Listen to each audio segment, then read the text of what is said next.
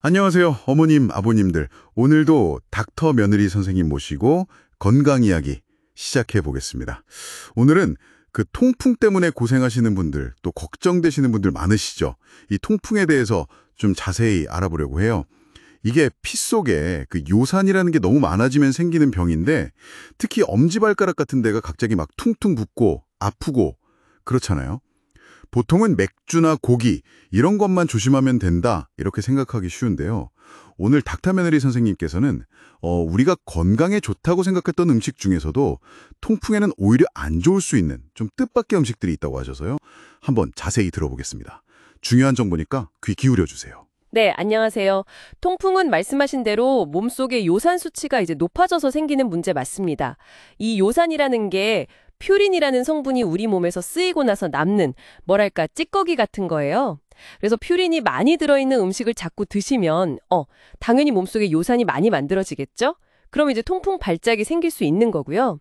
근데요, 이 퓨린이라는 게 꼭 막 기름진 고기나 술에만 많이 들어있는 건 아니에요. 우리가 보통 건강식품이라고 생각하는 것들 중에도 의외로 퓨린이 좀 많아서요, 주의해야 할 것들이 있습니다. 아, 건강에 좋다고 생각했던 음식 중에도요. 예를 들면 어떤 게 있을까요? 채소 같은 건 다 괜찮을 것 같은데요. 꼭 그렇지만은 않아요. 대표적인 게 시금치나 아스파라거스인데요. 비타민이나 미네랄은 참 많죠. 근데 생각보다 퓨린 함량이 좀 높습니다. 그래서 통풍을 이미 앓으셨거나 아니면 요산 수치가 좀 높다 하시는 분들은 양을 조금 줄이시는 게 좋아요. 대신에 오이나 상추, 브로콜리 이런 것처럼 퓨린 걱정을 좀 덜 해도 되는 채소를 드시면 좋겠죠? 아, 시금치도요? 정말 의외네요. 그럼 과일은 좀 괜찮지 않나요? 과일은 몸에 좋다고 하니까. 과일도 좀 따져봐야 할 게 있어요. 특히 사과나 포도처럼 단맛이 강한 과일 있잖아요.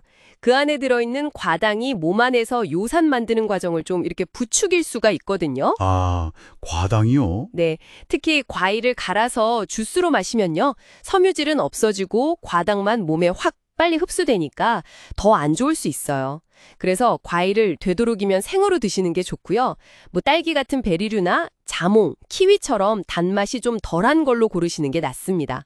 아, 그리고 음료수 같은 데 많이 들어있는 액상과당 있죠? 그 인공적인 단맛 내는 거요. 그게 어쩌면 치킨에 맥주 마시는 것보다 통풍에는 더 안 좋을 수 있다, 이런 이야기도 있어요. 정말 조심해야 돼요. 와, 액상과당. 음료수 마실 때 성분표 진짜 잘 봐야겠네요. 근데 요즘 건강 생각해서 잡곡밥 많이 드시잖아요. 오트밀 같은 통곡물도 좀 조심해야 한다 이런 얘기가 있던데요. 아, 맞아요. 오트밀이나 밀기울 같은 통곡물이요. 몸에 좋은 식이섬유는 참 많죠. 근데 퓨린도 생각보다 꽤 들어있어요. 아, 정말요? 네. 그래서 매일같이 통곡물만 드시면 통풍이 다시 생길 위험이 커질 수 있으니까요. 가끔은 흰쌀밥이나 옥수수 같은 다른 곡물로 좀 바꿔 드시는 것도 방법이에요. 또 건강 생각해서 콩으로 만든 고기, 콩고기나 렌틸콩 같은 콩 종류 많이 드시는 경우도 있잖아요. 네네, 그렇죠. 이게 식물성이긴 한데요. 이것들도 퓨린 함량이 낮은 편은 아니에요.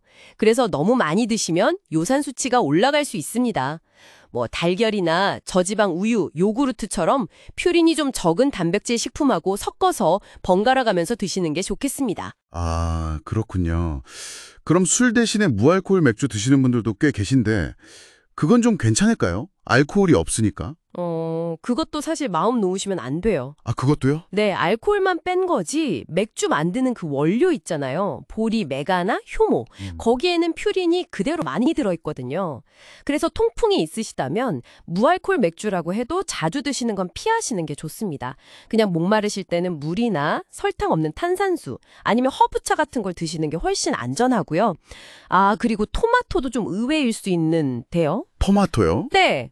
그 몸에 좋은 토마토가요? 네, 건강채소로 유명하잖아요. 근데 최근 연구를 보니까요. 통풍 환자분들 중에서 한 5명 중 1명 정도는 토마토를 먹고 나서 통풍 증상이 좀 더 심해졌다는 그런 결과가 있더라고요.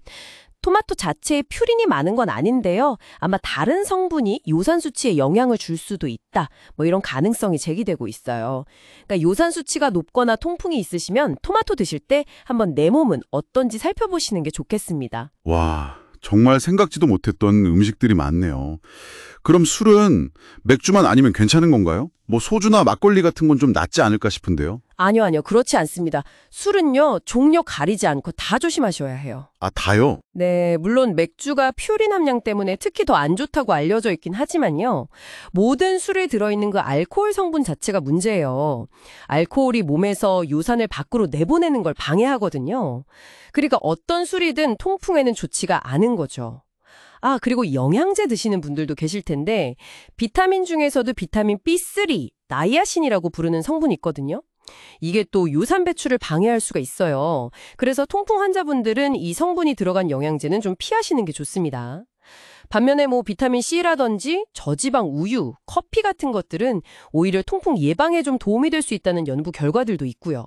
그렇군요. 음식 관리가 정말 중요하네요. 네, 중요하죠. 근데 꼭 기억하셔야 할 게 있어요.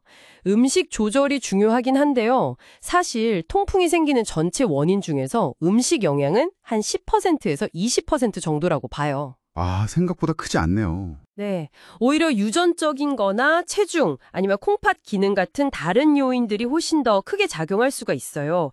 그래서 통풍 진단을 받으셨다면 음식 조절만으로 다 해결하려고 하시면 안 되고요. 반드시 의사 선생님하고 상의하셔서 꾸준히 약물 치료 받으시는 게 중요합니다.